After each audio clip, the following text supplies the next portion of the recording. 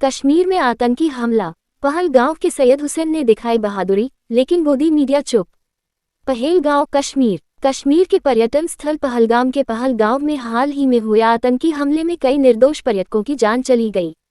ये हमला उस समय हुआ जब पर्यटक घोड़े की सवारी कर रहे थे और आम लोगों की तरह अपने सफर का आनंद ले रहे थे। अचानक हुए इस हमले ने पूरे देश को स्तब्ध कर दिया है। इस हमले में जहां एक और आतंकियों की कायराना हरकत सामने आई, वहीं दूसरी ओर सैयद हुसैन नामक एक स्थानीय मुस्लिम युवक ने जिस बहादुरी का परिचय दिया, वह पूरे देश के लिए प्रेरणा है। लेकिन दुर्भाग्य की बात यह है कि उनकी इस बहादुरी को अब तक मुख्यधारा की मीडिया में कोई विशेष स्थान नहीं मिला। सैयद हुसैन ने बचाई दर्जनों जानें। सैयद हुसैन, जो पेशे से घोड़े की सवारी कराते थे, पहलगाम के ही निवासी थे। जैसे ही आतंकियों ने हमला किया, उन्होंने बिना कुछ सोचे पर्यटकों को चेताया और वहां से हटने को कहा। यही नहीं, उन्होंने एक आतंकी की राइफल छीनने की कोशिश भी की। इस संघर्ष में उन्हें गोलियां लगी और वे मौके पर ही शहीद हो गए। स्थानीय लोगों का कहना है कि अगर सैयद हुसैन ने वह बहादुरी न दिखाई होती, तो मरने वालों की संख्या और ज्यादा हो सकती थी। उन्होंने अपनी जान देकर कई निर्दोष पर्यटकों की जान बचाई। जागरण अखबार ने की सच्ची पत्रकारिता। जब ज्यादातर न्यूज चैनल इस घटना को धार्मिक रंग देने में लगे हैं, वहीं जागरण नामक एक राष्ट्रीय अखबार ने सैयद हुसैन की बहादुरी को प्रमुखता से प्रकाशित किया। उनके अनुसार सैयद की यह कुर्बानी राष्ट्र के लिए किसी शहीद से कम नहीं है। लेकिन अन्य नेशनल मीडिया चैनल्स और डिजिटल प्लेटफॉर्म्स ने इस पर चुप्पी साध रखी है। पहलगाम के मुसलमानों ने निकाला कैंडल मार्च। इस हमले के बाद पहलगाम और आसपास के मुस्लिम समुदाय ने मिलकर कैंडल लाइट मार्च निकाला और इस आतंकवादी घटना की कड़ी निंदा की। कई स्थानीय लोग रोते हुए कह रहे थे कि ये हमारे मेहमान थे, जो यहाँ सुकून और सुंदरता की तलाश में आए थे, और उन्हें आतंक ने छीन लिया। देश को एकजुट होने की जरूरत। देश इस वक्त शोक में है, लेकिन दुर्भाग्य की बात है कि कुछ मीडिया चैनल और धार्मिक कट्टरपंथी इस त्रासदी को भी हिंदू बनाम मुस्लिम के रूप में प्रस्तुत कर रहे हैं। ये केवल देश को बांटने का काम कर रहा है। सैयद हुसैन जैसे बहादुर नागरिक इस बात का प्रमाण है कि आतंकवाद का कोई धर्म नहीं होता और इंसानियत सबसे बड़ा धर्म है। सलाम है सैयद हुसैन शाह की बहादुरी पर। वो सिर्फ एक घोड़े वाला नहीं था, वो एक बेटा था, एक बड़ा भाई और पूरे घर का अकेला सहारा। नाम था सैयद हुसैन शाह। जम्मू कश्मीर के पहलगाम में जब गोलियों की आवाज गूंजी, तो वो भी वहीं था, अपने घोड़े के साथ सैलानियों को घुमा रहा था।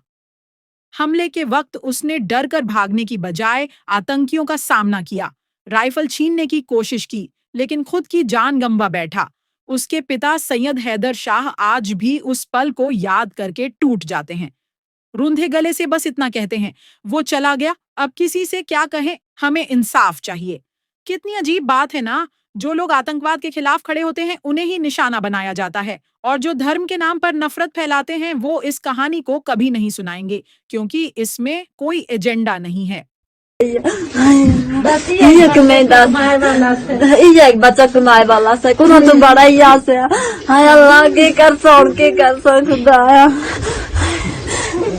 घर में और कोई नहीं है कमाने वाला? ना हाँ। ये कमाने वाला, ये वहाँ पे घोड़ा चलाता था? हाँ, घोड़ा चलाता था।